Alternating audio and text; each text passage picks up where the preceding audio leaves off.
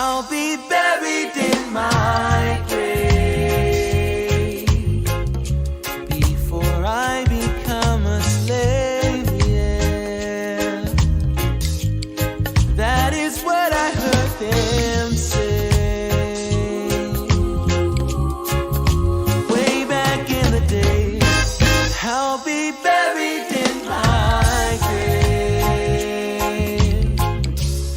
before I become a slave, yeah, yeah, yeah. But it seems like since that day, yeah, yeah, we have sorely changed.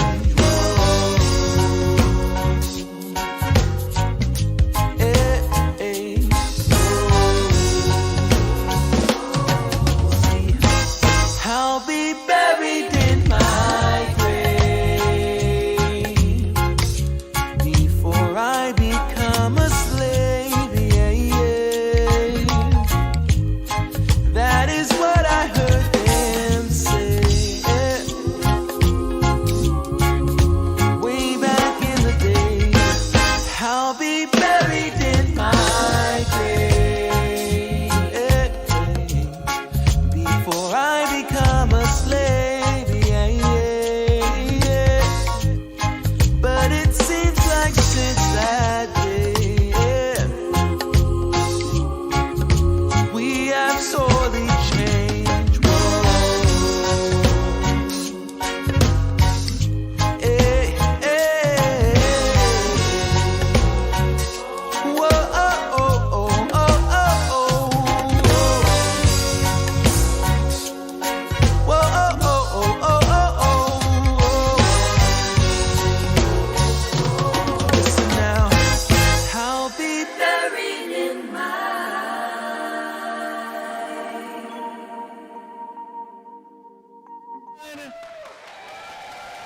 Yes. Yes, thank you. Oh, thank you. Thank you so much. What an incredible, spontaneous applause, unprompted. What a fantastic thing. Welcome to my fellow Americans. I am literally Spike Cohen. Thank you so much for being here. Give yourselves a round of applause. Thank you. Yes, and I would like to thank you for coming to this episode. I usually have notes that I'm looking at when I do my show, so I'm going to have to figure out.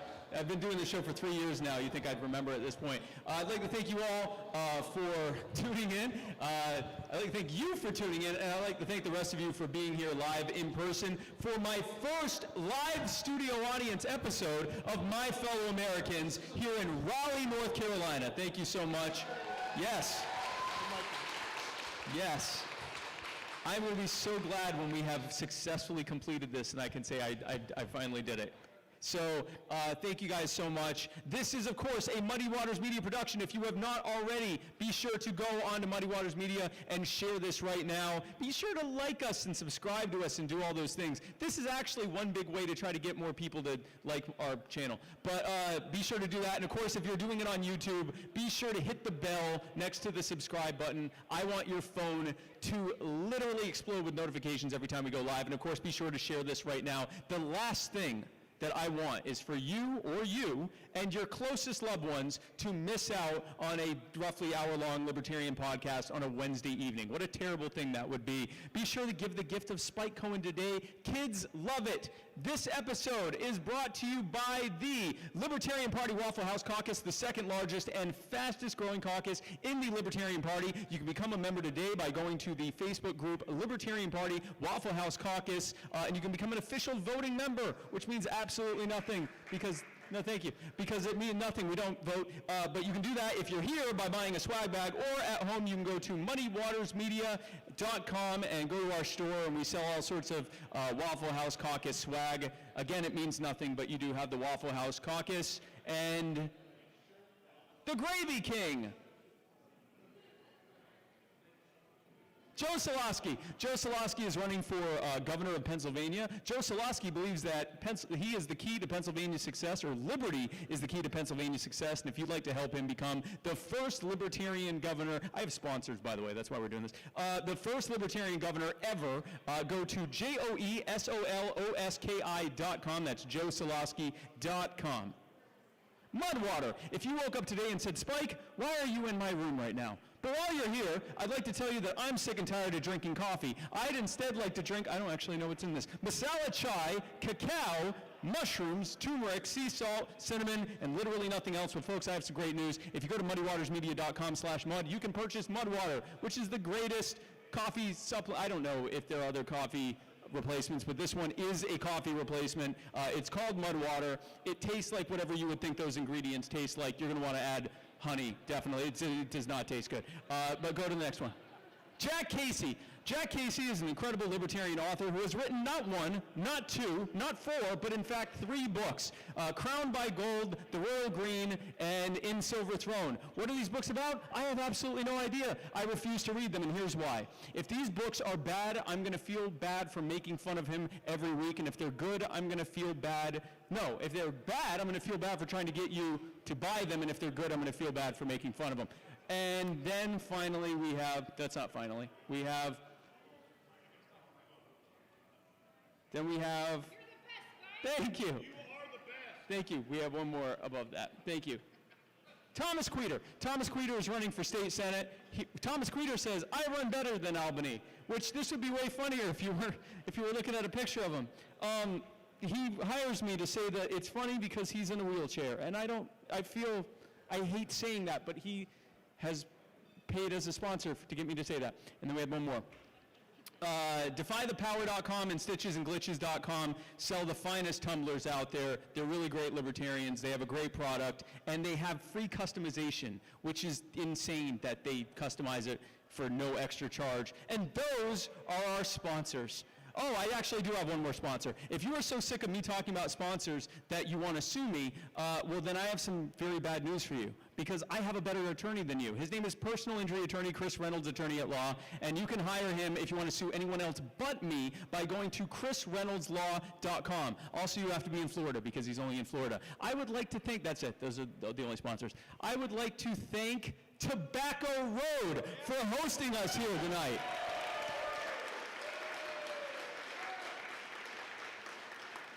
And finally, I would like to thank Mr. Joe Davi. He does the intro and outro music to every episode of My Fellow Americans. That's Jodavi.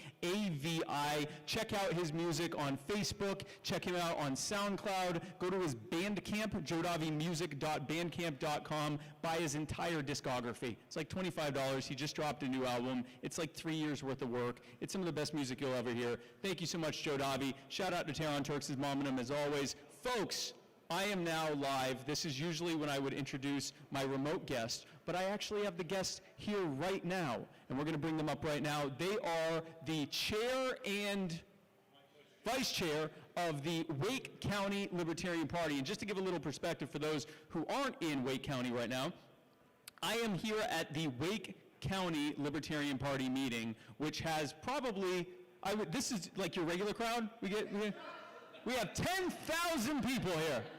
You can hear them right now.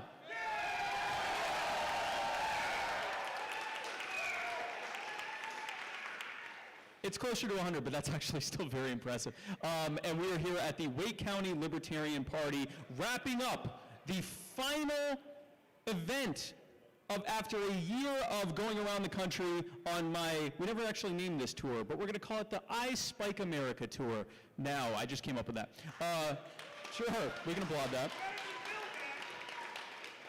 So this is the final event of that tour, and then I get to go home for an entire month. And so we are ending it right here in North Carolina. And so without further ado, we are going to have here the chair and vice chair of the party, Travis and Patrick. Thank you.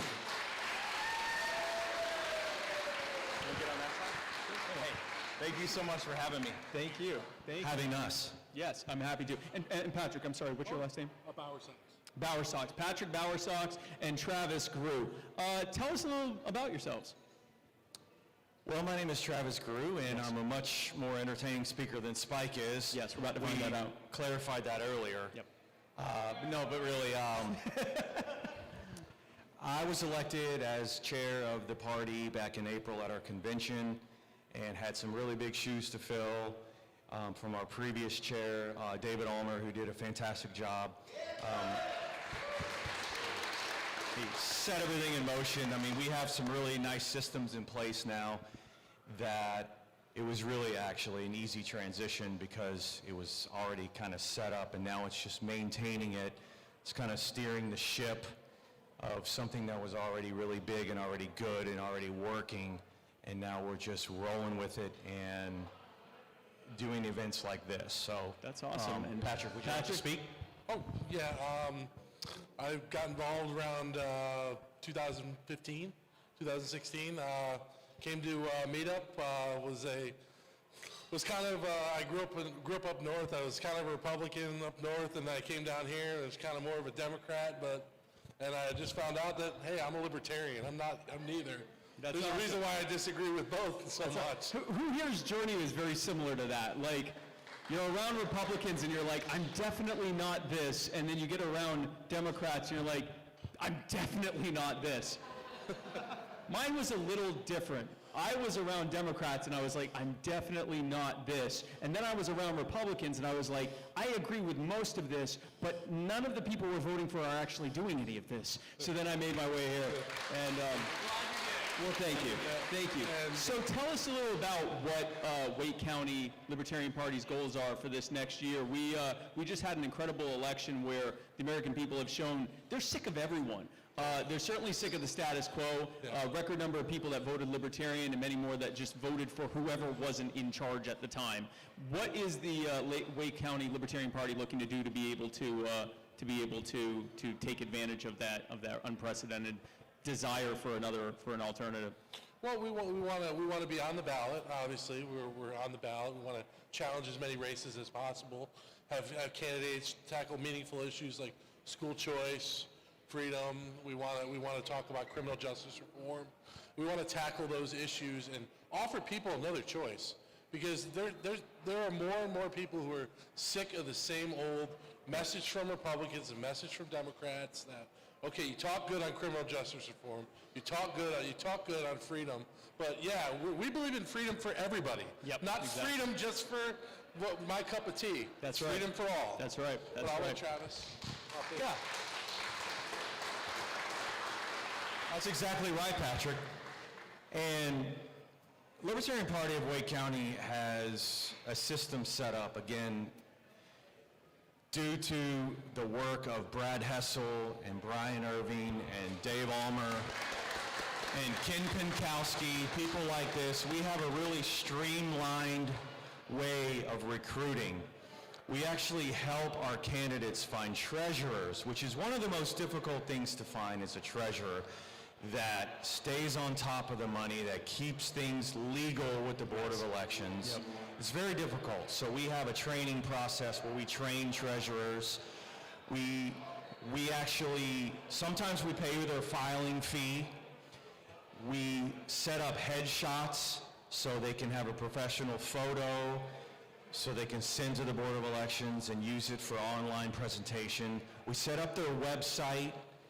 We do their graphic design, so we're actually doing the graphic design for their yard signs, their door hangers, their rack cards, all of these things. We have a streamlined way of doing things, so it makes it very easy for candidates to run in Wake County. We make it easier than the state. We're recruiting all the time, and we're finding the best candidates possible for that district, Senate, or House, and we run a lot of General Assembly candidates. And I'm really thankful for the systems that are in place, because it's easy to run as a candidate in Wake County because of what is set up. Yep. And people like Brad Hessel has come in and really streamlined this effort, and I'm just so thankful for it, because running candidates is what Wake County does, and we appreciate the systems that are in place right now. Absolutely. I can tell you firsthand, Brad and David and others are the reason that we're doing this in the first place, the reason Yes, that sir. we were able to put this together, the reason that we were able to live stream it simultaneously and have all the AV and everything set up. So huge round of applause to them because they're fantastic. They deserve applause from every single one of the 10,000 people who are here right now. 10,000. Now, we have 10,000 people here, and so what would you say? People are here right now, and they're saying, what is it that I can do to help? I can hear you, I can hear your thoughts. What is it that I can do to help the Wake County LP? What do you need folks to do to be able to help get involved? They're already here, they've made the first step. And the people at home, you've made a slightly smaller step of being at home, but you are here live, so what can people do to help the Wake County LP? Besides, yes, share dank memes always. If you're here or watching the show, thank you, sir, you probably already know that the meme game has to just continue to rise. We are already at the top. We need to find new pinnacles every day. But besides that, what can they do? We're really big on, we want our image to be really good in the community. Yes. We are big on community, helping out the community. We just raised over $325 for American Foundation for Suicide Prevention. And because we know that's a tough issue going on right now. And we just packed 72 bags for Thanksgiving for the Alliance of AIDS Services to make sure that their folks who are less fortunate right now get a Thanksgiving meal. That's awesome. So a lot of it is about image. We want to perceive a good image because people perceive this image that you're libertarians. You don't want the government to help. You don't care. Yep. Which is completely false. Because we don't want the government to help, but we do care. Yes. But we do care. We do care. We care, and I think in the heart of it, people are good. People do want to help, and we want to show that and prove that by our actions. Awesome. That's awesome, man. Yeah, exactly. I mean, I said this earlier, the more we volunteer, the less we need government, right? Everybody cheer, yay! So volunteerism is a very important thing to libertarianism, and we set up volunteer events usually about once a month or every 6 weeks. We go out in the community, we go to food banks, we pack food, we go to community gardens, we collect food around the holidays like Christmas and Thanksgiving for the needy. These are things that we need to do to be activists. You want to be an activist? This is how you do it. You go to events, you help people. That's what libertarianism is. It is helping people, not relying on the government to do it for you. So the more we volunteer as a community, as an affiliate, as a group of people, the less you need to rely on someone else to do it. Why rely on something else that you can do yourself? It doesn't make any sense at all. So helping neighbors, neighbors helping neighbors is libertarianism, and it's what we value here at the Libertarian Party of Wake County. Absolutely. That's awesome, man. So be sure, everyone that is here, who here is not yet a member of Wake County LP? Wow. That's really good, actually. That's awesome. That's a huge local affiliate you have. So for those like 6 of you who raised your hands, if you go to wakelp.org, you can become a member today. And the rest of you, great job. This is, wow. Holy crap. Thank you, guys. Yeah. That's the most active. Tasha has been with me. We've been at quite a few local affiliates. And, yeah, no, definitely, these are much higher numbers than a lot of other local affiliates that have enough people to legally be a local affiliate. Yeah. So that's fantastic.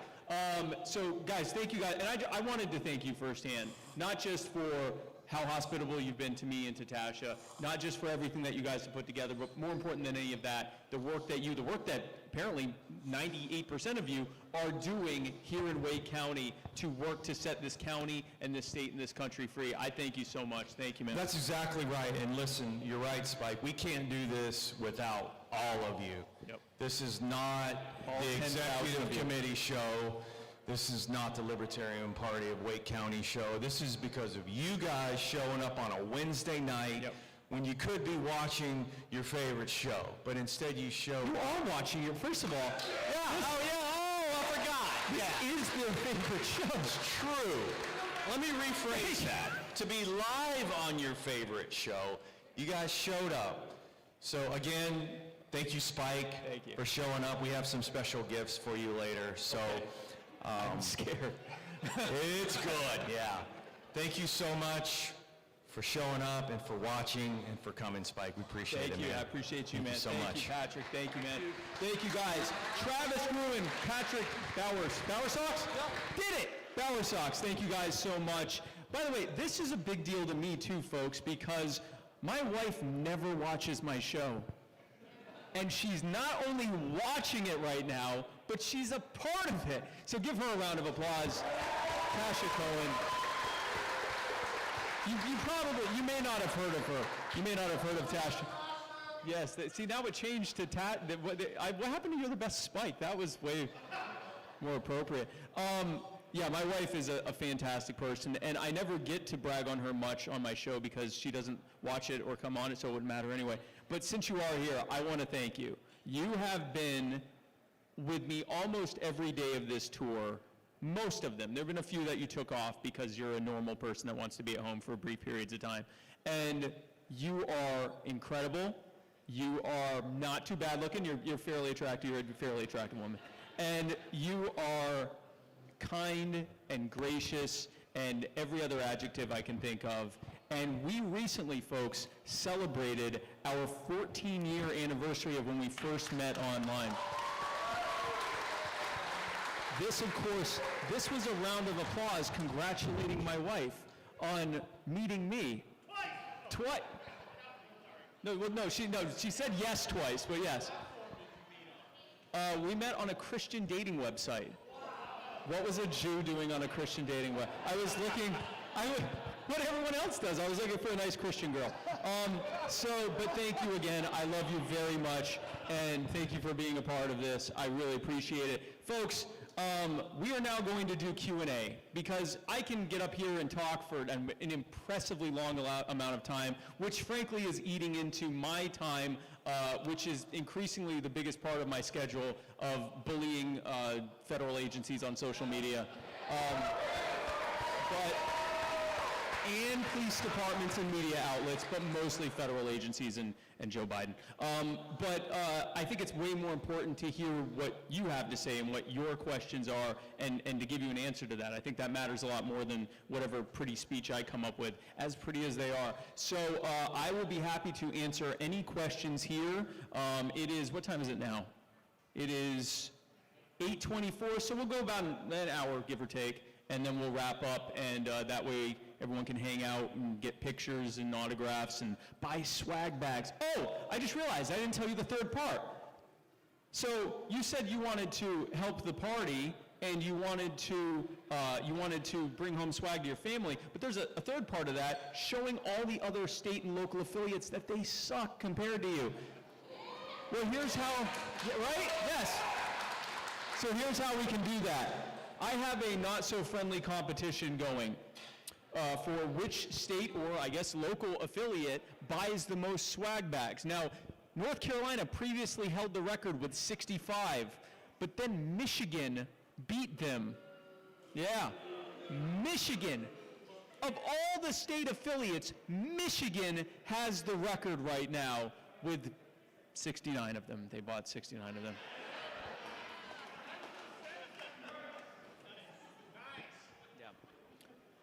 That's probably why they still have the record. But you can truly beat their record by buying 420 of them, of course. But seriously, if everyone in here bought one, we'd easily beat that record. So be sure to buy swag bags because all of the proceeds go here to Wake County Libertarian Party. So let's help the local party here. But with that, I will take any questions. And I guess, what are we going to do? Just have people raise their hands and you'll walk over? Okay, so raise your hands nice and high, and this lovely gentleman here will get to you, and we'll just go one to one. Hey, man, and say what your name is, too, when you ask. Hi, Spike. My name's Guy Mayer. Mayer is French for better. Yes.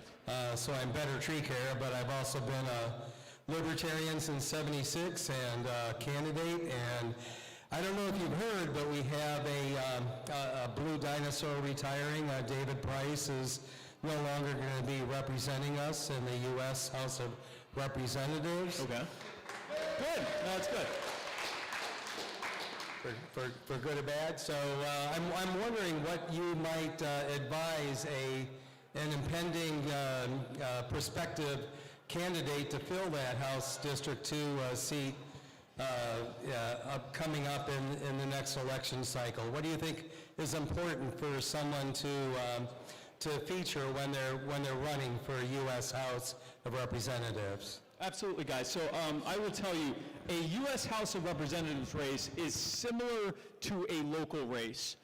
It's usually a much bigger district, or sometimes not that much bigger district than someone running for like city council or something else. But you're running in your area.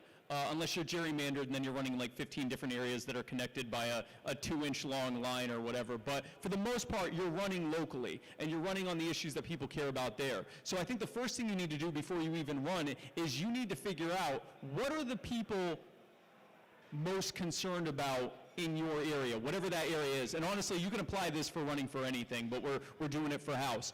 What are the people in your district? What are their major concerns? Because you're not running on what you care about, you're running on what they care about. You're running on why because their first question when they're considering you, whether you're in front of them or they're looking at an ad, the only thing they're thinking of is, why should I vote for this person over the incumbent or over whoever else is running? And in order to be able to answer that, you have to have good answers for the questions that they have, for the concerns that they have. So, number one, identify those top 2 or 3 things. We already have the answers. That's the beautiful thing about being libertarian is we already have the answers for everything. There's nothing we don't have an answer for. That's why it's also the annoying part of us. But it's what makes us good for running for office. But we need to identify what they care about and have good messaging for all of those things. Have a good, clear way to address their questions with your answers. And then from there, it's the basic stuff, man. It's get out in your community, and don't wait to do that when you decide you want to run for office. Be doing that already. Be involved in your community. Be involved in charitable efforts. Be involved in different community groups. Be involved in activism with other groups, not just with the LP, but with other groups that might have common cause with you. Groups that are against lockdowns or mandates. Groups that are in favor of criminal justice reform or ending the war on drugs. Groups that are in favor right now, big groups right now that are fighting these mask mandates in schools. Soccer moms that have never been politically active a day in their lives, and now they're all over the place. We want to weaponize the soccer moms, okay? So be sure to get out there and be a part of that. These are the types of things that you do when you show Second Amendment groups. There are all sorts of different groups you can get together with and show that you're an active and vocal member of your community and have the best answers for them. And that's really the best way to do it, man. Those are the main things I would say. You can applaud that, sure. There are experts that will be able to tell you better things about advertising, better things about social media, better things about branding and all of that. I'm a how to talk to people and message and how to get in front of people guy, and my things are get involved in your community, have good answers for their questions, and that's pretty much the best thing I would tell you there. Do we have any other? Question over here on the right. Sure. Spike, over here. Oh, hi. Hey, Spike. All the way to the right. Hi. Isaac Friedman. First, I want to congratulate you on becoming a living meme. And my question for you is, which Facebook profile are you most proud of trolling? Oh, wow. ATF. Yeah. No, ATF. Yeah. Thank you, Isaac. Thank you. So, it is the ATF, and not just because I've had my biggest dunks on them, but it was there that I first discovered just how powerful bullying federal agents on social media could be.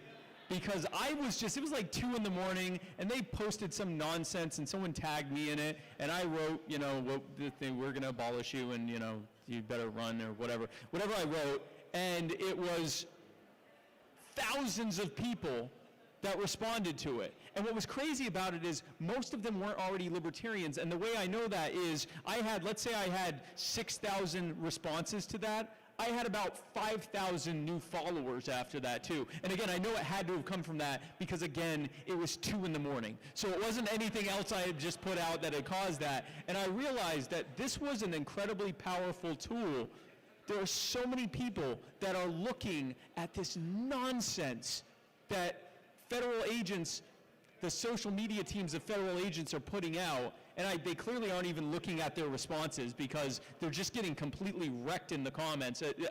I've never seen more profound ratios happen than from federal and state and police agencies across the country that put out their stuff and don't even realize what the response is. But that's good. It shows how tin-eared and out of touch they are when we show up and dunk on them, and everyone's like, yeah, I agree with that person, whoever that is. And that works, and it's been working incredibly. And I'm now doing it not just on Facebook, but I'm doing it on Instagram and Twitter too, and getting similar results. So thank you for that question.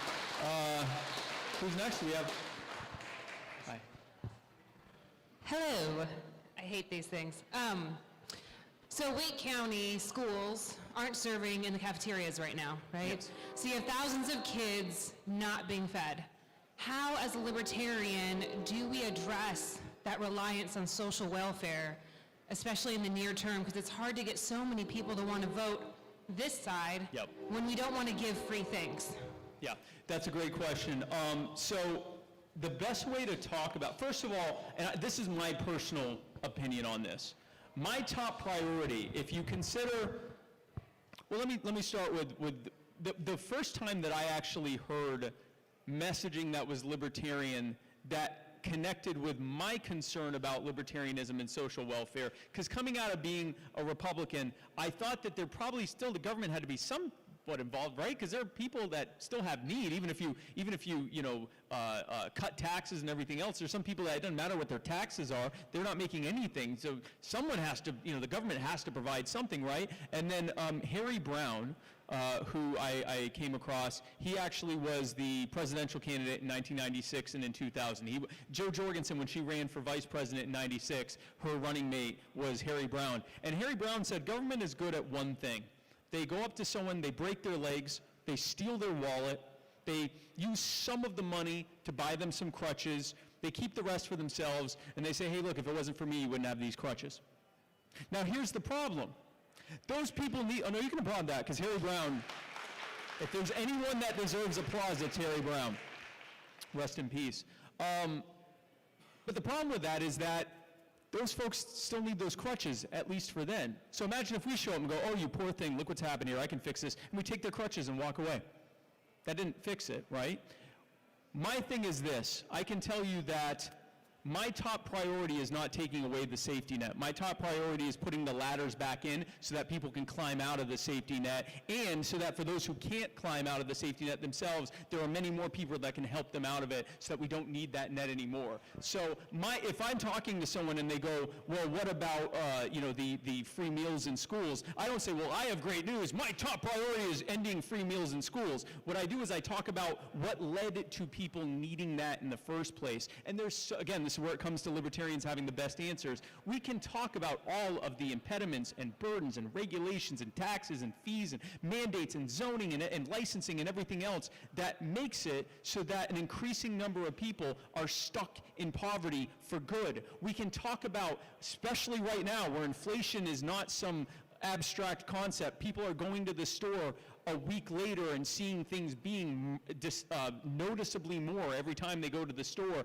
We can talk about how inflation is an act of theft, that by printing out all this money to give to us and sticking us with the debt for it and the bill for it, that it also drives up the cost of everything because they're devaluing our currency, and then also sticking us with a loan that we and our future generations have to pay off for the next 40 years with interest. We can have these conversations, but the first thing we have to do, and this is on anything, the first thing we have to do is make a human connection with them and demonstrate we actually care about them. So if someone's talking about the fact that they don't know if their kid's going to eat today if they don't get a free meal at school, we can empathize with them.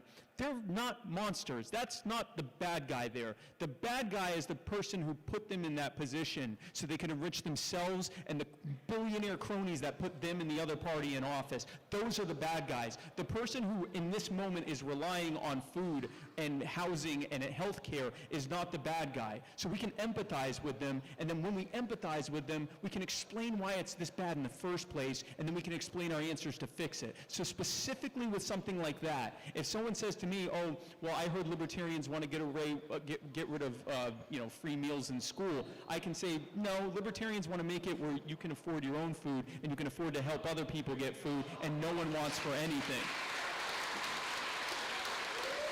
And that's how I deal with it. Because I am unapologetic about our messaging, because our way fixes everything. We don't have to hide behind the fact that we want to end this gravy train scam of a system. This is good that we want to do that. And, talking to someone that's in poverty is the first thing that you do is you can say, we're not trying to, or at least I can tell you, I'm not trying to, my first priority is not taking away your ability to eat right now. My priority is making it so eventually you don't need that, and then no one else is going to need it as well, and that's what I focus on. So what's next question here? Hey. Before our next question, Sure. I was wondering if I could call someone out.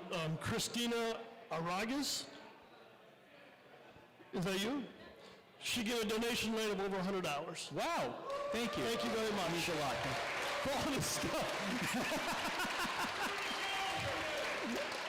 We don't have to be We've got a question over here.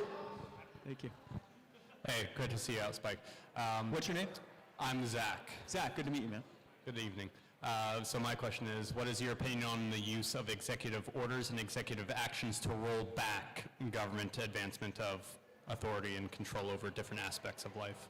Well, I think, so it depends, Zach, on which exactly you mean. So the first thing, I'm kind of flashing back to last year, and not the bad parts, it's not like a Vietnam flashback, it's like the good part. But I'm flashing back to when people would say, okay, let's say Libertarian actually got elected to the White House, what are they going to do in there? Well, the first thing, if this could even theoretically happen, that we could just sneak someone into the White House somehow, if that were to happen, the first thing we'd need to do is start unrolling all of those previous executive actions. I mean, you look at just the sheer amount of garbage that has happened since largely it started with Woodrow Wilson and has moved forward since there. There was some stuff before then, but most of it was temporary and had an actual sunset date. That kind of ended with Wilson and has just gotten worse and worse and worse over time. So right off the bat, we would be taking executive actions that would basically just be saying, I hereby nullify this and this and this, or repeal this and this and this. So there'd be a lot of executive action in just undoing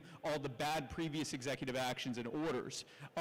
Outside of that, I think there are probably some places where you could look at something that government is currently doing, like a federal agency is doing, because they created their own regulations, because Congress abdicated all of their authority to them so that they could do that. And so, you can clap for that. That's a big problem, is the federal, when they talk about the deep state, what they're really talking about is the administrative state. The fact that the Congress decided that they'd rather just pass an omnibus bill about once a year and just leave it to the agencies to handle everything with no accountability. So another executive action could be clarifying things. Like, for example, saying, yes, I was looking at these ATF regulations here, since we're talking about the ATF.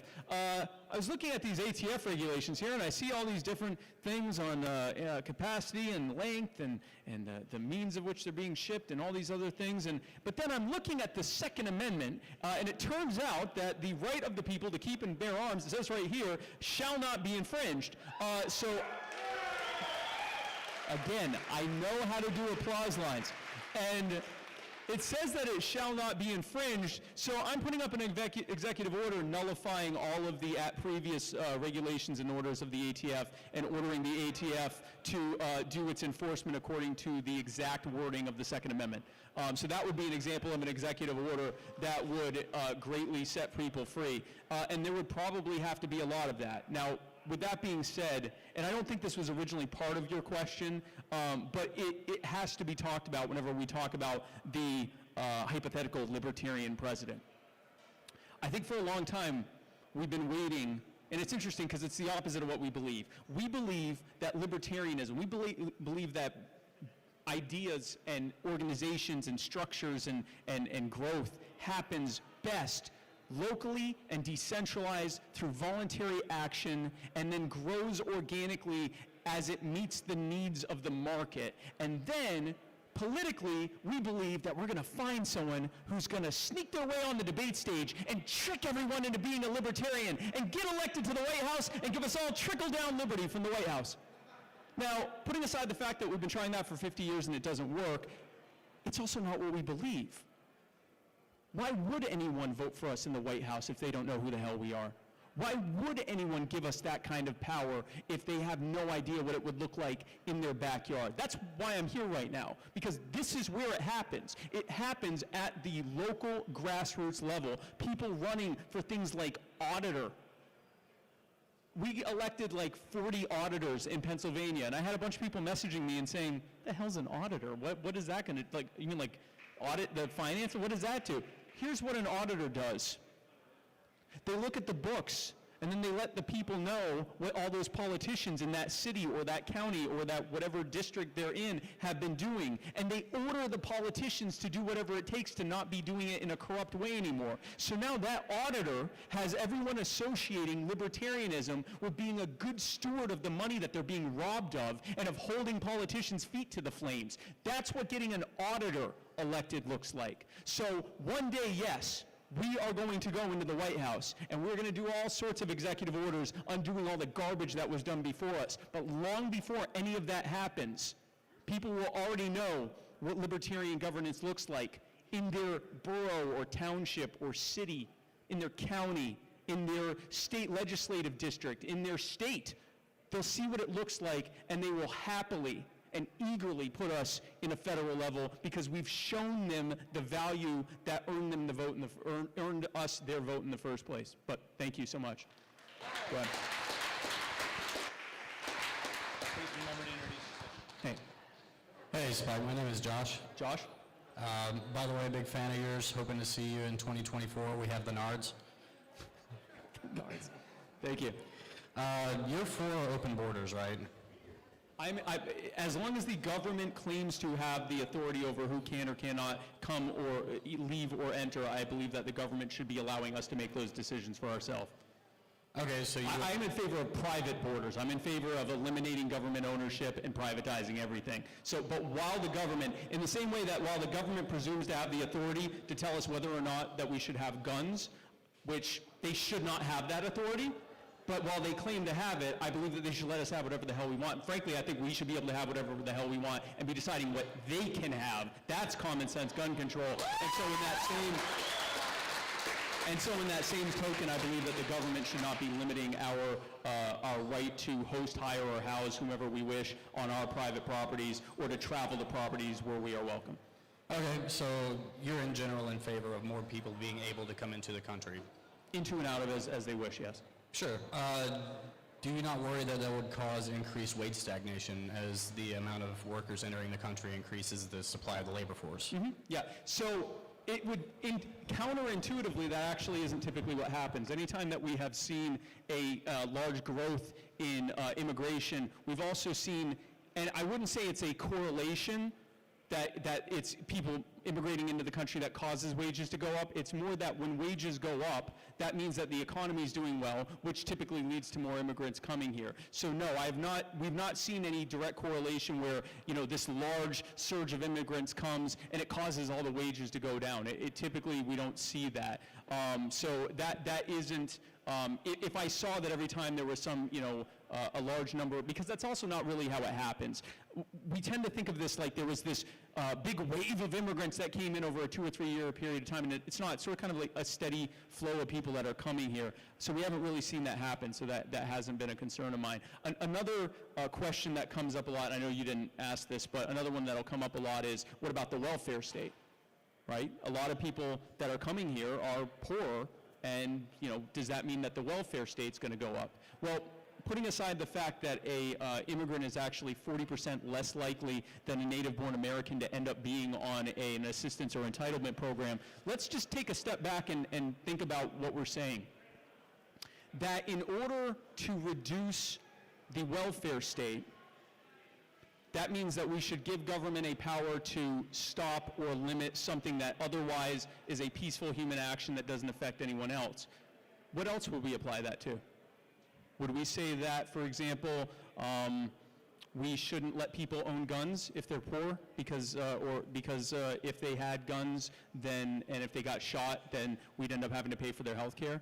Or even more so, would we say that drugs should continue? I heard someone say drugs. That drugs, the war on drugs should continue because if you're on drugs, you're more likely to not be able to hold down a good job. Or would we say, for example, that the biggest contributor, even during COVID, the biggest contributor to healthcare costs in this country continues to be weight and age?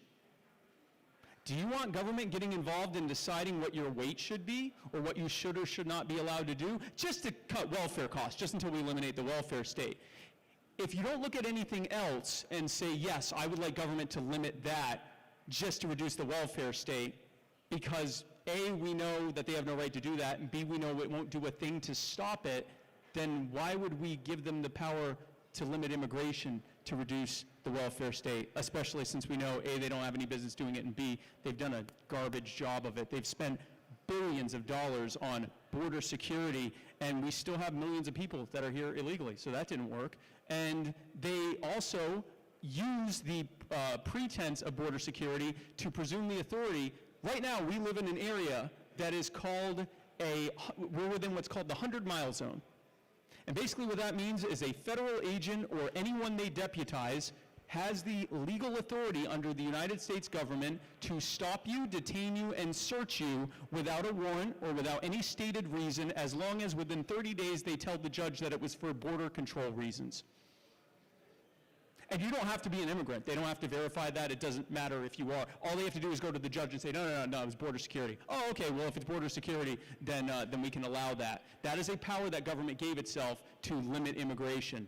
And we've seen how the Patriot Act that was supposed to be used against Al-Qaeda terrorists is now being used against school parents, right? We see what happens when government is given a power.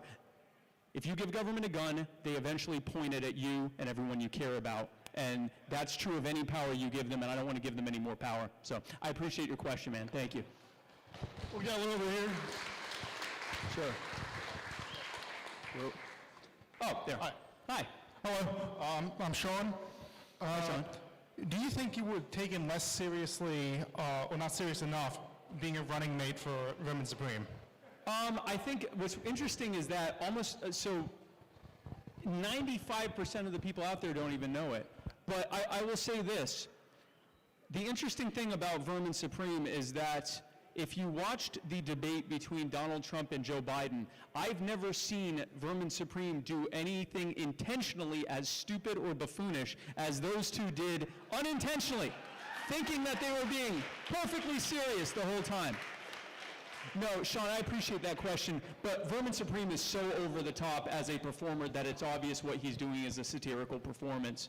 The little bit of fun stuff that I did with him for a few months was equally satirical and could easily be separated from seriousness. We also live in the meme age. The stuff that I regularly do on social media, if someone from 10 years ago, much less 20 or 30 years ago, saw the kind of memes I was putting out, the kind of posts I was putting out, the kind of interactions I was having with my followers, they'd say, there's no way that this person could ever be taken seriously. That's how people communicate now. Vermin Supreme was kind of at the beginning of political memedom, and I many times when I was asked about Vermin Supreme during the campaign, I would say Vermin Supreme is demonstrating that this system that you, the media, the person interviewing me, that you and government have created, that he sounds better. If everyone already knows that this is a sick, cynical joke, they might as well have one that has a funny punchline where they're not the punchline, where they're not the ones being treated as the joke. They'd rather treat you as the joke. And that's why Joe and I are running to make this not be a sick and cynical joke anymore. And then what ended up happening was that reporter ended up regretting asking me that question because I shone the mirror back on them. But I do appreciate that, man. Thank you. Thank you. Introduce yourself. Hey. Hey, Spike. My name is Daniel. Daniel. I'm founder of Atlanta, and I got a two-part question. Sure. First, I'd like to know your opinion on blockchain and decentralized networks. Yeah. And also, I have 3 pet dogs at home, so I was wondering what you think could be done to protect my dogs against the ATF. Abolishing the ATF. So I'm going to do the second part first with the dogs. Obviously, it is more important about the killing of people that's happening from federal and police agencies where people are being killed and in a total violation. It was not in self-defense. It was, and the only thing that is keeping them out of being as held as accountable as the rest of us are things like public employee unions and this culture that's created within them, the so-called thin blue line of police lawlessness. This is the most important thing, is people's lives.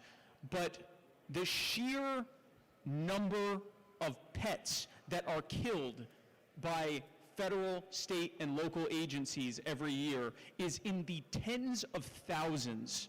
It is absurdly high. It is close to, and it's not even accurate.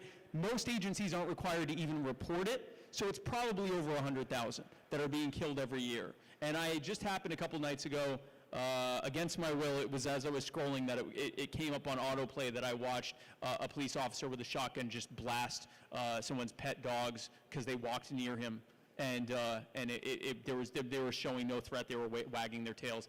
This guy was either scared of dogs or just, wanted to show he was a tough guy or whatever, and just murdered them in front of the family, and then arrested them, even though it turned out they didn't do anything wrong. The short answer is we have to hold bad actors in government accountable. If an agency shouldn't exist by dint of the Constitution or by our natural rights, it should be eliminated. And for the rest of them, their job should only be related to protecting lives, rights, and property. Anything else that they're doing, they should be held just as accountable as the rest of us would be if we did the same thing. Blockchain, on a better front there. In order to effectively stop the growth of the state and government into every aspect of our lives, yes, we might be able to have short-term victories against it. We might be able to roll something back or stop something from growing or even slow down the growth of something. But long-term, as long as the average person sees government as at worst a necessary evil, and at best an absolutely, critical part of their lives, that they simply couldn't do anything without government. And yes, it does these abusive things, and yes, it does this, and yes, it does that, and those are bad, and we need to address that. But darn it, we need government. We need to have, and not just government, roads, everything, protection, the whole thing. We need to have not just government, but a big one that's involved in our lives. As long as that continues to exist, then it's always going to be an uphill battle. Enter the blockchain. The blockchain with Bitcoin back in 2009, Bitcoin started as something, I remember when I was browsing the internet and this spammy looking pop-up window came up, and it had something called a faucet. And for those who are into Bitcoin, you're probably chuckling to yourself right now. So it used to be, there were these websites where you could just press a button and it would give you 5 Bitcoin at a time. And it would give you a wallet and a number, and you'd look at this and go, what the hell is this? I don't want the like fake-looking coins. It was like a flash video, and it would give you this row of number. What the hell am I supposed to do? I don't know how many Bitcoin I was given by those things, and I'd roll my eyes and go, I knew that was a scam. And I'd be a multimillionaire now. Inside of 10 years, Bitcoin is now easily the most valuable currency on earth, and it continues to gain in value, and now you have major financial institutions adopting it. But that's just one thing. That's just money. Blockchain has answers for almost every aspect of our civil society. We're seeing right now with NFTs, it's the same thing, right? Oh, you bought a JPEG? Oh, you sound like a real loser. I can't believe you spent $30,000 on something that I can copy and paste. The NFT is a system that is a registry for everything, both online and in person. The JPEGs are just a proof of concept. One day, you will be able to register everything you own, large or small, of any value, for fractions of a penny for anyone to see without ever having to get the government involved.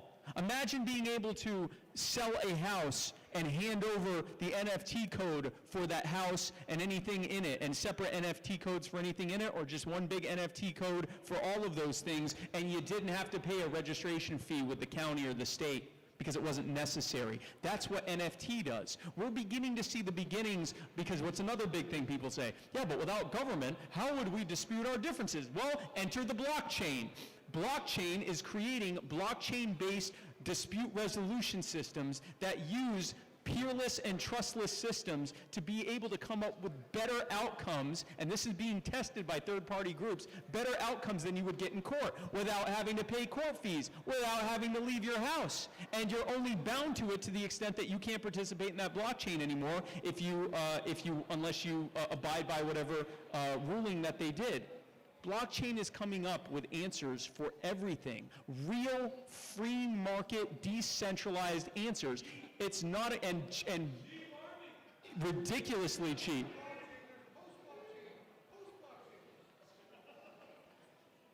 I didn't hear what you said. I agree, though. I agree. Yes, it is. But so when it comes to blockchain, it is providing all of the answers. And DeFi in general, because I know there are different models that are out there, but decentralized networks are the future. And it is going to become, there is going to be one day, where the only thing that has anyone think that there's any need for an actual state-level government, an actual state, is the fact that they'll kill you if you don't participate. And the moment that becomes their only reason for existing, not that they help you in any way, but that they'll kill you if you don't participate, that immediately gets rid of any legitimacy it may have claimed to have. So I'm very much, I believe largely what we are doing right now is harm reduction as decentralized networks continue to grow and mature to a point where more and more people are going to realize the folly of their ways in believing in what we call the cult of the omnipotent state. So thank you for your question. I appreciate it, man. Thank you. Go ahead. Hi. Hey, I'm Dylan. I'm 19, and so I was a Republican last year when we decided to vote, and that was pretty much just because of my family. And most of the kids my age and friends older and younger, due to public schools, family, whatever, they're gonna vote for either the Democrats or the Republicans. And I don't know how to spread the word or how to get people interested, and just how to bring people into the Libertarian Party, especially kids my age. How do I get them interested? How do I get them off the idea that what your parents taught you might not be best for you, Memes. So and I'm not joking. So there are two different interesting, largely people fall into two different groups. There are the people that are somewhat set in their ways and they have to be disabused of it through experience. We can be there to meet them where they are when they get there, but you've got people, they've been told you either vote Republican or Democrat. You're not going to throw your vote away for a third party. Of course, I would say that throwing your vote away is voting for the people who created the mess that we're in right now. And every year, 2 years, 4 years, 6 years, whenever their term is up, they go, hey folks, me again. I know I created that giant mess, but I promise if you vote for me next, one more time, I'm going to fix all those problems I created. I promise. And if you don't vote for me, you're going to get this guy over there that I work with every day to make messes. Some people need to be disabused of that. People your age aren't really married to that. It's an interesting thing. It's slowly over time, people just resign themselves to the two-party system. But at your age, a lot of them, really the only obstacle we have there is they haven't heard of us. That's really the only obstacle. They don't have all this garbage in their head about how you either got to vote blue or red or any of that. Most of them, some do, but for the most part, whatever they're hearing sounds stupid, and they don't have decades of just being told it and conditioned it over and over again. So that's how we reach them, and that's why I'm on TikTok now. So I can go on there and say, hi, fellow kids, I too am young. I'm technically a millennial. I'm just a very, very old millennial. But no, engagement on social media and engagement in person is the best way to reach everyone, but especially the people who already look at this system and they're like, this looks stupid. And it's actually younger people that are the most likely to actually recognize that right off the bat. So memes, and tell them to follow me on TikTok. Those are the big ones. But thank you, man. I appreciate it. Hey. Hi, Spike. My name is Ira Hopkins. Ira, yes. I currently serve 4 years in the United States Air Force. Thank you. I was deployed to Saudi Arabia for 8 months in a country we didn't need to be in to protect their oil supply. Yep. What is the plan for the Libertarian Party to pull U.S. troops out of those foreign nations while also keeping relations healthy and trade? Thank you, Ira, and I appreciate your question. So it's interesting that we have been told that in order to maintain good diplomatic and trade relations, that we have to continue this empire. Why that's funny is because they'll say that, and then you watch all the news about how our empire is getting in the way of diplomatic and trade relations. Now, specifically with Saudi Arabia, they don't want us to leave because they're evil, and they want to maintain the mini empire they've built within the Gulf region there, which is why right now the U.S. government is financing a genocide that is being carried out by the Saudi Arabian government and Al-Qaeda in a country nearby called Yemen, where nearly 1 million people have already died, including hundreds of thousands of children. And the interesting thing about this your taxpayer money-funded genocide that's happening there is they're actually not targeting the military targets. They're attacking farms and bridges and dairies and grocery stores and hospitals and the suppliers for all of those things. They're actually, Al-Qaeda, your money is going to Al-Qaeda, which last time I checked that would be called treason, but it's going to Al-Qaeda and the Saudi government to destroy a civil society because it gets in the way of Saudi dominance of the region. There's a lot of Shiite Muslims there, and they're worried that that would lead to Iran having a beachhead or some kind of a front or control there. And this is just one example of the endless game of empire and the murder it causes for no benefit to you whatsoever. There are people around the world who viscerally hate you, and they have a good reason, not to hate you, but to hate the government that robs you. I can tell you right now, one of the greatest things we could have in our diplomatic relationships and in our trade relationships and just our relationships in general around the world is for people not to see America as what it is right now, unfortunately. A country whose government is committing genocides and destabilizations of governments and destruction and invasions and bombings and drone bombings of children, all sorts of terrible things around the world. That does not make us safe. I remember when 9/11 happened, and I was 19. It was why I became a neocon, because I knew that someone had to be stopped. And I remember listening to the government and the corporate media tell me that the reason that Al-Qaeda attacked us was because we were just so darn free. And it was because of our Western secular Judeo-Christian, whatever that even means, our values, whatever those were. And they would use examples like, Western women wearing tight jeans. And I thought, well, what a terrible thing. I love tight jeans. Why would maybe they just haven't seen it right. Maybe they should just look more. And what I realized, if you look long enough, you start to like it. But then I realized something. After I was no longer, as I was starting to listen to people like Matt Kibbe and Ron Paul, who I had been so annoyed by for so long, and I actually read what bin Laden wrote, and I read what, what's that guy's name, Ayman al-Zawahiri, and all these different people in Al-Qaeda, what they wrote. They didn't write anything about jeans. They would mention our decadent culture, but it was a footnote. It was because of the endless empires. It was because of Operation Ajax, where the Eisenhower administration bombed a country and invaded it to reinstall a brutal dictator that they had finally gotten rid of and had an election and replaced them with someone else, because we were afraid that that government might cut off our supply to oil. It's because of things like this that make people join groups that they would have never otherwise even thought of joining, in the vain hope that they might get to kill one of us. The visceral hatred that comes from murder and genocide and endless empire. When we end that, we will have better relations. We will have more trade. We will not be wasting trillions of dollars, and more importantly, we won't be using you as cannon fodder. And I'm sick of that. I am so proud of you that you,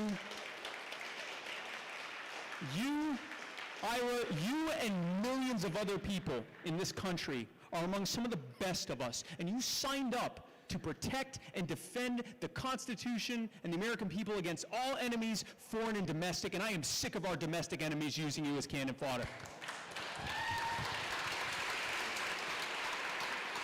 So I appreciate, and thank you. right back here. Here we go. Hi. Hey, Spike. I got two quick questions. Sure. What's your name? Ryan. Ryan? Yes, sir. Okay. If you run for president, are you worried about the deep state digging up and releasing your mixtape? And actually, yes.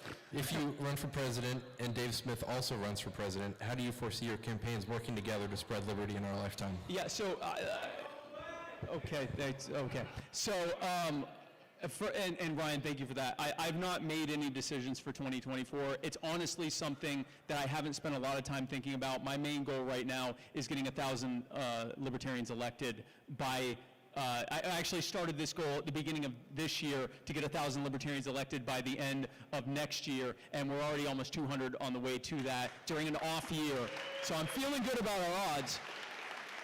And honestly, I haven't ruled out running for president, but I will tell you that my desire to be the next person to get up there and run around the country and get 1, 2, 3, 4%, whatever, that's not a priority of mine.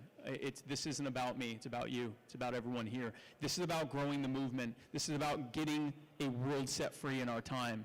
And if my running for the nomination or running for president or whatever is the best way I can be used to that end, then so be it. But there may be other and better ways to do it. And if that's the case, then I'll be doing whatever that is. And in fact, to that end, so to answer your question, I'm a fan of Dave. I love Dave. He's a friend of mine. We actually talk all the time. We're actually working on a friendly debate. More on that to come. We're going to be talking about something probably in the next 2 or 3 weeks. We're going to be going live. So stay tuned for that. I like what Dave's doing, and I'm glad that he's doing it. My mixtape, I actually am afraid that my mixtape will be unearthed. So if anyone can just remember what rap music was like in the 90s and early 2000s, and because at one point the party said, hey, why don't we do a thing where we can like do a fundraiser where if we can raise, $25,000, you'll release your mixtape. And I said, yeah, then the headlines will be former VP candidate releases mixtape with the N-word in it 7,000 times, and the B word for women in it 10,000 times, and references to violence against women and selling drugs and killing people, and all the good stuff that's in rap music from then. And my only response is, I didn't say it, they did. It's rap music. So no, I really hope that doesn't happen. But to that end, I do want to talk about what my goal is right now, what I'm working on right now. And it's something that I've been working on for a few months that I'm going to be releasing towards the end of this year. And it's called You Are the Power. And what You Are the Power is it is going to fill all of the gaps that we are never going to be able to fill with the Libertarian Party. And not because there's anything wrong with the Libertarian Party, but because it's not the right structure for filling those gaps. The Libertarian Party is a series of local and state and federal committees that are set up to comply with election law, federal and state election law. That's what it's designed for. And that's good. That's how we run candidates. That's how we get people on the ballot. We need that.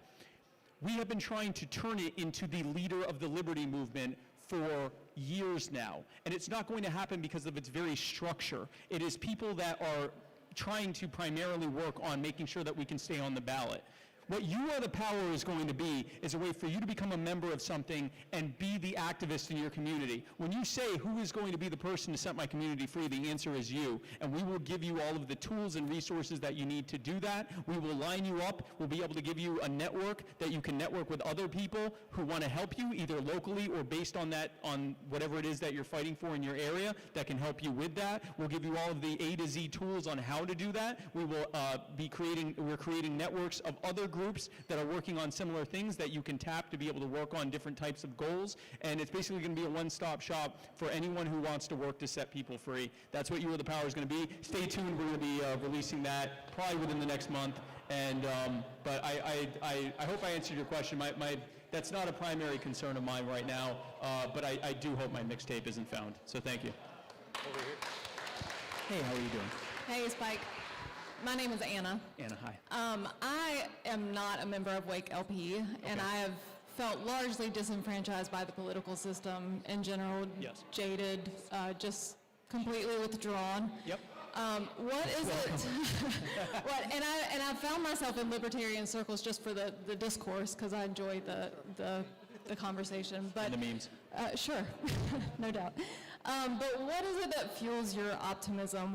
Why get involved? And then the flip side is, how do you protect the altruism? How do you protect, that you want people that are infiltrating the government to remain altruistic in their intentions and not become corrupt, and not even attract the corrupt attitudes that come with the power? Yes, Anna. So you just described why I only got involved in politics 2 years ago. Because I looked at the system and I went, okay, great. There are people that want to set the world free, but A, how are they ever going to be able to do it given all the odds and obstacles in front of us? And B, what the hell is going to stop them from just becoming what they replaced, right? You get in there and then you get that. Now, there's obviously no guarantee that's not going to happen, but here's what I will tell you.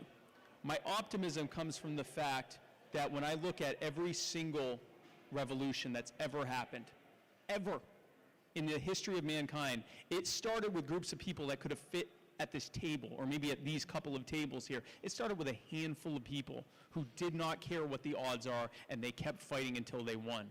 And when I see the excitement and the desire in libertarians across the country, and when I say across the country, I've been as far south as Miami and as far north as Wasilla, Alaska, and across the world. I've met a lot of libertarians in the last 2 years, and from all over.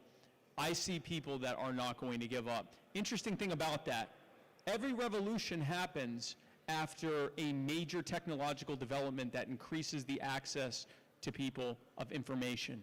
So we saw a bunch of revolutions that happened after the advent of the printing press, and then a bunch of revolutions that happened during the advent of newspaper, a bunch of revolutions that happened after the advent of photography, a bunch of more revolutions that happened after the advent of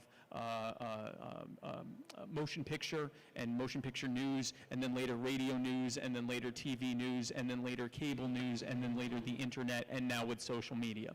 And we're now seeing this where as social media just continues to become greater and greater and greater, and the ability of people to simply pull out some device from their pocket or even on their wrist and find out anything they want is leading to revolutions across the planet. I think that we right now are able to share the truth in a way that we've never been able to before, and we're also, the silver lining of all the nightmares that we're going through right now is more people than ever are looking at government as a bad thing, or at least government in its current incarnation as a bad thing that is not helping them. And we are the only ones that have the right answer to that. Now, second part of that, great, we take over and then we end up just like them. Now what? That's why it is crucial to me, much more crucial than running for office, or even more crucial than getting libertarians elected, to change the culture. And that's what we're going to be doing with You Are the Power. It's going to be largely cultural changes. Because if we can trick or talk people into electing us, but they still have the same ideas, then either we're going to do the same thing everyone else is doing, which seems to be what they want, or we get replaced by someone who's better at pandering to them and lying to them and grandstanding on their suffering that they created. That's why we have to change the culture. We have to get people who right now see this government as a necessary evil that just needs to have some changes made. We want them to look at government and see what we see. A bunch of criminals, a bunch of sociopaths and liars and fools and cronies who impose themselves on us and come up with these solutions that all of us have to abide by, but they exempt themselves to, and they rob us to pay for and rob future generations to pay for. And if anyone has a problem with it, they're allowed to say it, but that's about it. If they want to actually try to opt out, they're going to have whatever level of violence needs to be used against them. We want people to see the same game that we see. And that happens when we meet them where they are. So the long term, I don't know what's going to happen. And I would be the worst liar you'll ever meet to say, I am sure that libertarians are completely different from all other human beings and that we're entirely uncorruptible. We see corruption in our own party occasionally. So to say that that's not true, we'd have to be lying about that right now. It has to be a cultural change. Politics is downstream of culture. culture is downstream of our individual actions. And so I can only control who I am, and I can only control what I'm trying to do culturally for other people. I don't know what's going to happen, but I know that the alternative to fighting is just giving up. And so that's why I'm here. I can't give you a pie in the sky utopian answers are for people who let the government lead them around by their nose. I don't have any of those, but we will continue to fight. Thank you. Hi. Hi. I have a question. Hi. I'm sorry. What? I'm just Brad. Brad, she's in charge. Brad, you don't understand. She's in charge. Yeah, no, we've got however many minutes she says. Okay. But, sorry, go ahead. Okay, so my quick question is Yeah. that there's a lovely family who have a small baby that have to leave. Can you quickly just let them come in? As you're answering another question, that's fine, but take a photo and... Yeah, come on up. Yeah. No, if there's someone that has to leave, Yeah, be sure. yeah. Yes. And then you're going to wrap up soon so that everyone else can get Yes, photos. absolutely. Bye. So while I am hugging, what is it, shaking hands and kissing babies? I'm not going to kiss your baby, but while I'm doing that, do we have one more question? Okay, yeah. One more question? Okay, we'll do one more question. Hey, Spike. My name is Noah. I'm sorry, what's your name? Noah. Noah? Yep. Hi. I'm a senior in college, and me and a lot of my friends who are a lot more liberty-minded are very concerned about how we're going to navigate the future as far as vaccine mandates and a crumbling economy goes. What advice do you have for people my age about how to move forward in the future? Sure, absolutely. Hold on one second.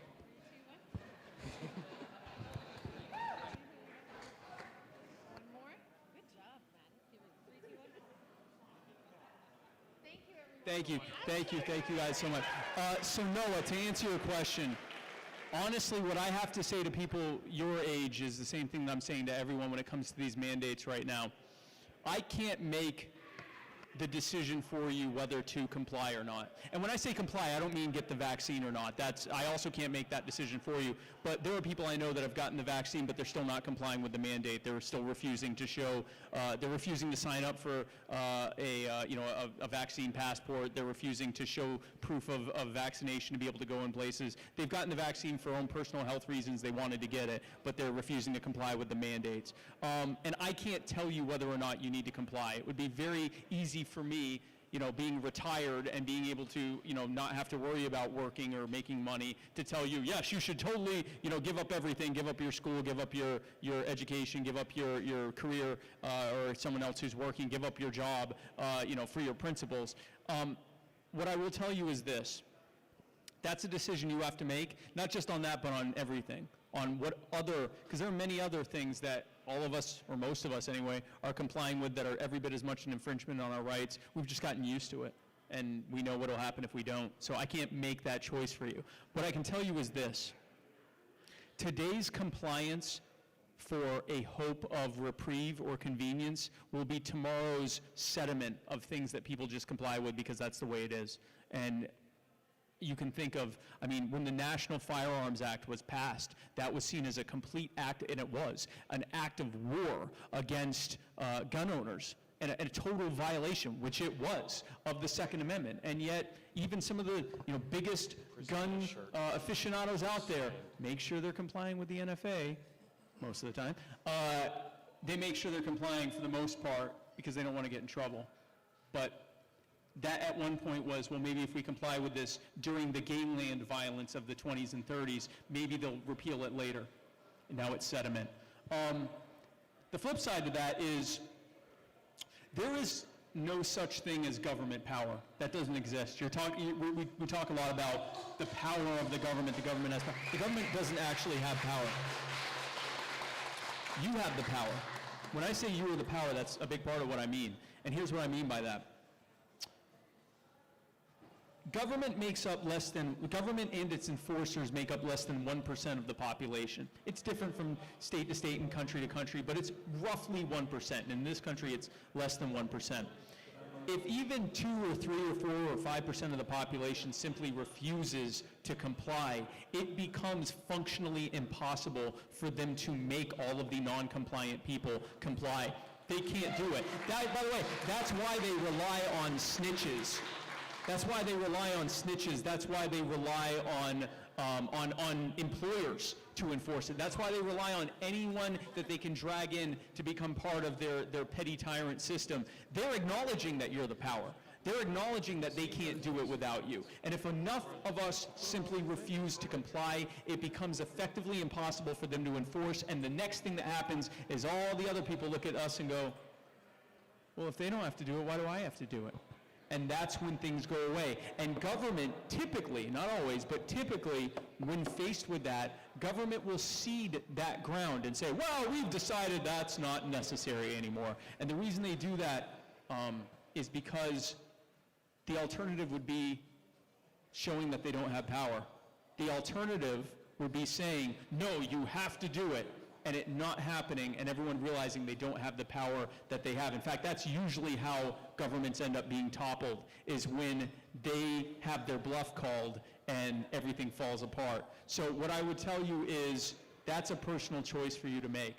And I will also tell you that to whatever extent that you are able not to comply, that is one more person that is moving towards it becoming effectively impossible for them to be able to tell us what to do and to hurt us in the process.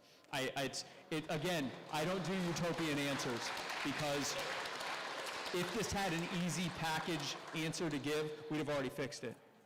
The true answer is mass noncompliance, and that's a personal choice for each one to make. I can tell you there's a large and growing list of things I'm not complying with, but I'm also in a position where I can do so. You said that, I didn't say that. But I'm also in a position to be able to do that. So, folks, I just want to thank you. Before we're going to wrap up now, I just want to thank you all again for being here, and we're going to be wrapping up the show. We're not wrapping up the event because we still have some time. I'll be happy to take pictures, sign all these flags and shirts and swag bags and everything else. Be happy to hang out with you for a bit. But thank you guys again, and thank you for tuning in to this live episode of My Fellow Americans. We have a few gifts for you. Can we do this live? Sure. Awesome. Okay. Let's do it. All right. So, we're going to give you a shirt, first of all. Yes. Can you put this on? The legalized lemonade stands? Can I, live? Mm-hmm. Yeah. I mean, at least just over top that, it would be cool. Sure. Hold on. Because we're going to try this. You know, you've heard about the whole lemonade stand thing where you have to be FDA approved if you make over a certain amount of money in your lemonade stand, or the feds will come shut down the kids' lemonade stand. So it's just an example of government overreach. Oh, here we go. Cameras out. Take pictures. This is good. Over the suit top. If you guys want one of these shirts too, they can be signed for $20. Nice. That is awesome. Yes. Thank you. Yes. I gave one to Tasha as well. Okay, good. She has Did one. you make her put it on? No. No, of course not. Okay, so she's. Go ahead. Thank you. Okay. Also, there's more. Okay. Most people in the room have signed this.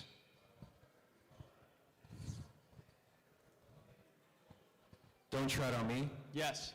The Gaysden flag, yes. Thank you. So maybe you can use this behind your podcast sometime? Yes. Here, you can wear this it. Is for you. Hold it behind me. Yes. So folks. Signed by Wake LP members and other folks. Thank you. It's for you. Thank you very much. This is the special one. Oh, no. This was donated by one of our long-term members. He was actually once chair of the state. And it's a penguin flag.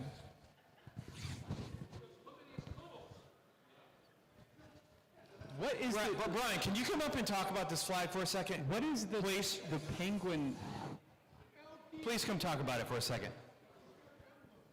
Oh, LP was a Liberty Penguin? Okay. This is LP history. Back in the day, there was a lady named Ann Kaysen. Okay. Who developed the Liberty Penguin. Because Liberty is cool. Well, thank you. And several states adopted it as a mascot, including North Carolina. Because Liberty's cool. Oh, yes. And he's well dressed. Yes, I see that. Yes. Thank you very much. Thank you. Not a secret. Thank you.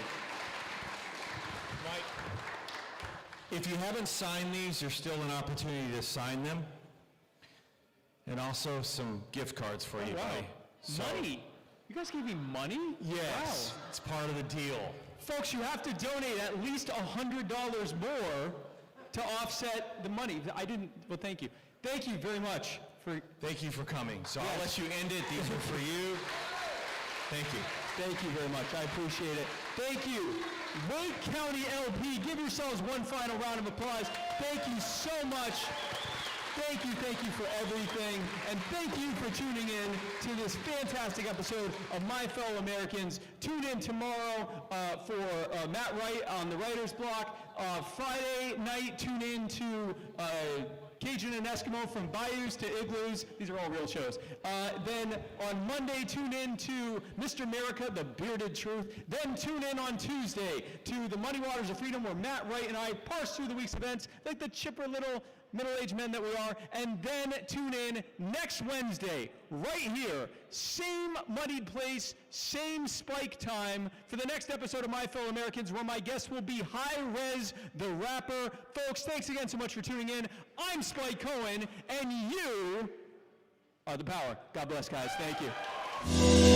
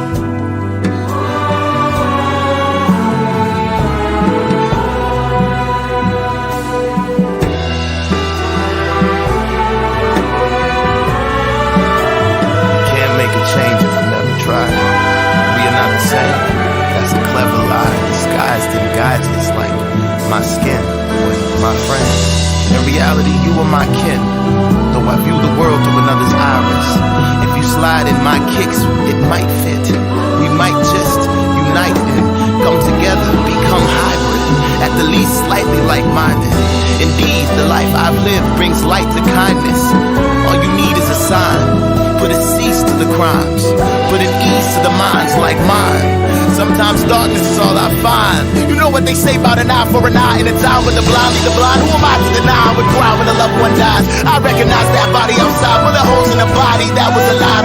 Now confined with a chalk outline. Find out how, but you never know why. It ain't even make it to the news at 9. It ain't even make it to the news at 9. That's my sister, mother, father, brother, son. That's one of mine. All these tears, I close my eyes, open up to only find I'm in line.